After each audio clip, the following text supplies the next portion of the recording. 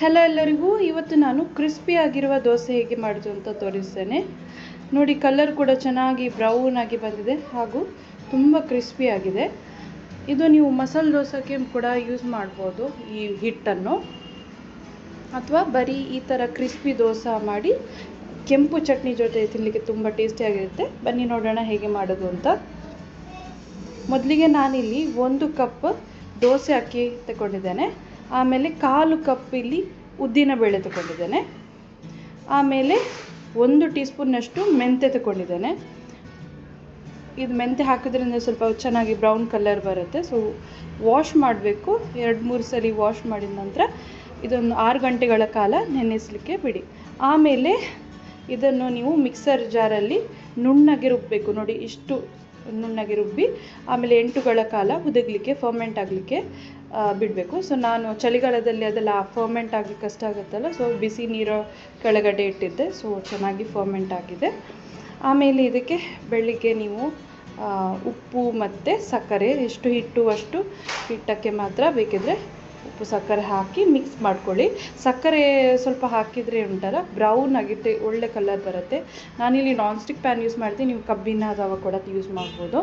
ಆಮೇಲೆ ಸ್ವಲ್ಪ ಬಿಸಿ ಮಾಡಿದ ನಂತರ ಸ್ವಲ್ಪ ನೀರು ಹಾಕಬೇಕು. ನೀರು ಹಾಕಿದರೆ ಟೆಂಪ್ರೇಚರ್ ಸ್ವಲ್ಪ ತಣ್ಣಗಾಗುತ್ತೆ. ಸೊ ಆಗ ನಿಮಗೆ ದೋಸೆ ಈ ಥರ ತಿರುಗಿಸಲಿಕ್ಕೆ ಈಸಿ ಆಗುತ್ತೆ. ನೋಡಿ, ಎಷ್ಟು ಸ್ಮೂತಾಗಿ ಬಂದಿದೆ. ಯಾಕಂದರೆ ಜಾಸ್ತಿ ತೆಳು ಕೂಡ ಇಲ್ಲ ಹಿಟ್ಟು, ಜಾಸ್ತಿ ದಪ್ಪ ಕೂಡ ಮಾಡಬಾರ್ದು. ದೋಸೆ ಹೇಗಿರಬೇಕು ನೋಡಿ, ದೋಸೆ ಹಿಟ್ಟು ಅಷ್ಟು ತೆಳು ಮಾಡಬೇಕು. ಕ್ರಿಸ್ಪಿ ಆಗಬೇಕಾದ್ರೆ ನೋಡಿ ಈ ಥರ ರೌಂಡ್ ಈಗ ತಿರುಗಿಸಬೇಕು.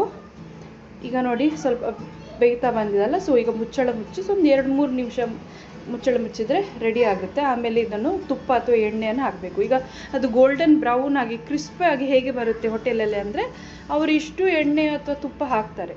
ಸೊ ನಿಮಗೆ ಬೇಡದಿದ್ದರೆ ಅವಾಯ್ಡ್ ಮಾಡಿ, ಜಾಸ್ತಿ ಎಣ್ಣೆ ಬೇಡದಿದ್ದರೆ. ಆದರೆ ಕ್ರಿಸ್ಪಿ ಮತ್ತು ಬ್ರೌನ್ ಕಲರ್ ಸ್ವಲ್ಪ ಬೇಕು ಅಂತಂದರೆ ಈ ಥರ ಗೀ ಅಥವಾ ತುಪ್ಪ ಅಥವಾ ಎಣ್ಣೆ ಹಾಕಿ ಸ್ವಲ್ಪ ಫ್ರೈ ಆಗಲಿಕ್ಕೆ ಬಿಡಬೇಕು. ಈಗ ನಾನು ಸ್ವಲ್ಪ ಬೇಗ ತೆಗೆದಿದ್ದೇನೆ, ನೋಡ್ಬೋದು ನಿಮಗೆ ಕಲರ್ ಹೀಗೆ ಬ್ರೌನ್ ಬಂದಿದಲ್ವ. ಇನ್ನೂ ಸಹ ಡಾರ್ಕ್ ಬ್ರೌನ್ ಆಗ್ಬೋದು. ನಾನು ಮತ್ತೆ ತೋರಿಸ್ತೇನೆ ನಾನು ಬೇರೆ ದೋಸೆಯನ್ನು ಎಷ್ಟು ಬ್ರೌನ್ ಮಾಡಿದೆ ಅಂತ. ನೋಡಿ, ಕ್ರಿಸ್ಪಿಯಾಗಿ ಶೈನಿಯಾಗಿ ಬಂದಿದೆ. ಓಕೆ, ಸೊ ಇದು ರೆಡಿ ಆಗಿದೆ. ನಿಮಗೆ ಈ ಕೆಂಪು ಚಟ್ನಿ ನಾನು ಹೇಗೆ ಮಾಡಿದ್ದೇನೆ ಅಂತ ನಾನೊಂದು ಲಿಸ್ಟ್ ತೋರಿಸ್ತೇನೆ ನೋಡಿ.